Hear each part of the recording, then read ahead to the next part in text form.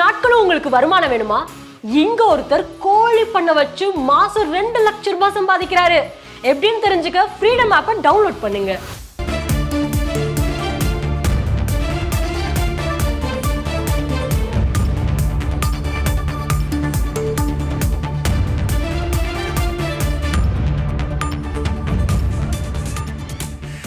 சமூக வலைதளங்களில் அவதூறு பரப்பும் வீடியோக்களை உடனடியாக நீக்க வேண்டும் என சமூக வலைதளங்கள் யூடியூபர்களுக்கு இசையமைப்பாளர் ஏஆர் ரஹ்மான் நோட்டீஸ் அனுப்பியிருக்கிறார். இது தொடர்பான விரிவான விவரங்களை செய்தியாளர் சுரேஷ் வழங்க கேட்போம். சுரேஷ் வணக்கம். இந்த நோட்டீஸ்ல என்னென்ன குறிப்பிடப்பட்டிருக்கு, தொடர்பான விவரங்களை பதிவு பண்ணலாம் சுரேஷ்.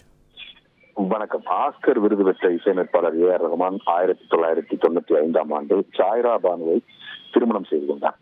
இவர்களுக்கு 2 மகள்கள், 1 மகன் இருக்கிறார்கள். இந்த நிலையில் தங்களுடைய 29 ஆண்டு கால திருமண வாழ்க்கையை முடித்துக் கொள்வதாக அறிவித்து இருவரும் பிரிந்து வாழ்வதாக அறிவித்திருக்கிறார்கள். இது சம்பந்தமாக ஏஆர் ரஹ்மான் தன்னுடைய எக்ஸ் வலைதளத்தில் அறிவிப்பை வெளியிட்டிருந்தார்.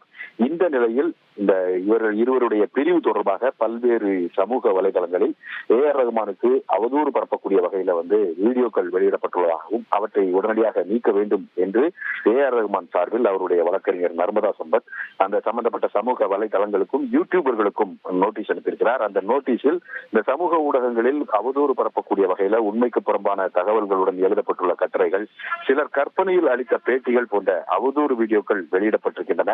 இந்த அவதூறு வீடியோக்கள், கட்டுரைகளை உடனடியாக நீக்காவிட்டால் 2 ஆண்டுகள் வரை தண்டனை விதிக்கக்கூடிய வகை செய்யக்கூடிய சட்டப்பிரிவுகளின் கீழ் அவதூறு வழக்கு தாக்கல் செய்யப்படும் என்று அந்த நோட்டீஸில் எச்சரிக்கை விடுக்கப்பட்டிருக்கிறது.